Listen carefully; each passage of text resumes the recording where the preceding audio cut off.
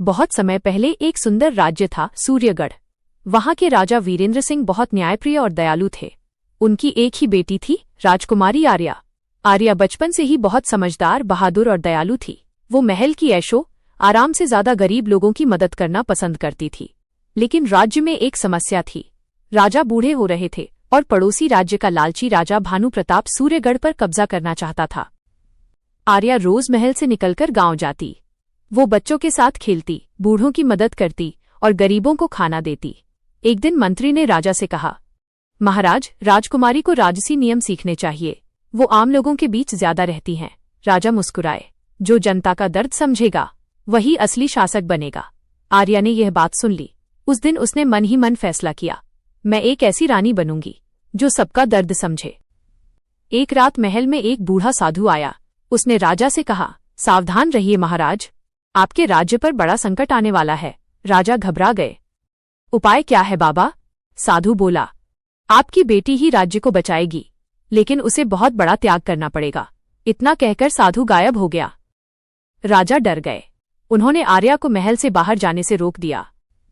अब आर्या महल में कैद होकर रह गई। न गांव, न लोग, न आजादी। वो उदास रहने लगी। एक दिन उसने अपने पिता से पूछा, पिताजी, आपने मुझे रोक क्यों दिया? राजा की आंखें भर आईं। मैं तुम्हें खोना नहीं चाहता बेटी। आर्या समझ गई कि कोई गहरी बात है। कुछ महीनों बाद पड़ोसी राजा भानु प्रताप ने हमला कर दिया।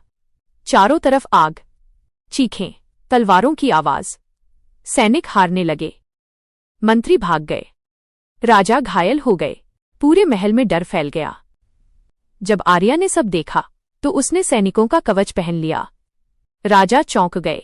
नहीं आर्या, तुम युद्ध में नहीं जाओगी। आर्या बोली, अगर आज मैं पीछे हट गई तो ये राज्य हमेशा के लिए खत्म हो जाएगा। उसने तलवार उठाई और पहली बार एक राजकुमारी युद्धभूमि में उतरी। आर्या घोड़े पर बैठकर सेना के सामने पहुंची। जो अपने घर से प्यार करता है वो मेरे साथ लड़े। उसकी आवाज सुनकर सैनिकों में जोश भर गया। युद्ध शुरू हुआ। आर्या बहादुरी से लड़ती रही। वो हर घायल सैनिक की मदद भी करती। धीरे धीरे दुश्मन पीछे हटने लगे। लेकिन तभी राज्य का मंत्री गुप्त रूप से दुश्मन राजा से मिला हुआ निकला। उसने महल का गुप्त दरवाजा खोल दिया। दुश्मन सेना अंदर घुस गई। राजा को बंदी बना लिया गया। आर्या टूट गई। आर्या किसी तरह महल से बच निकली। वो जंगल में पहुंच गई। बारिश, अंधेरा, भूख, लेकिन उसने हार नहीं मानी। उसी जंगल में उसे वही बूढ़ा साधु मिला।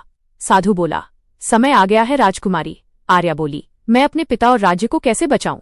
साधु ने उसे एक रहस्यमयी तलवार दी। असली शक्ति तलवार में नहीं, तुम्हारे दिल में है। आर्या गांव-गांव गई। उसने लोगों से मदद मांगी।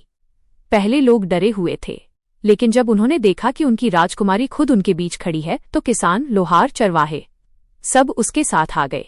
धीरे धीरे एक नई सेना तैयार हो गई। सुबह का समय था। आर्या अपनी सेना लेकर सूर्यगढ़ पहुंची। दुश्मन राजा हंस पड़ा। एक लड़की मुझे हराएगी?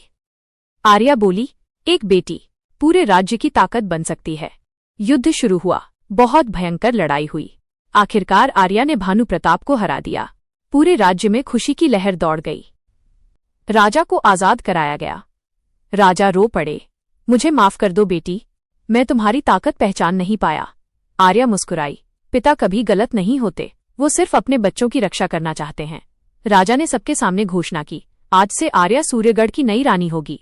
पूरे राज्य में जय जयकार होने लगी। कुछ सालों बाद सूर्यगढ़ सबसे खुशहाल राज्य बन गया और लोग कहा करते थे, जिस राज्य की बेटी बहादुर हो उसे कोई दुश्मन नहीं हरा सकता।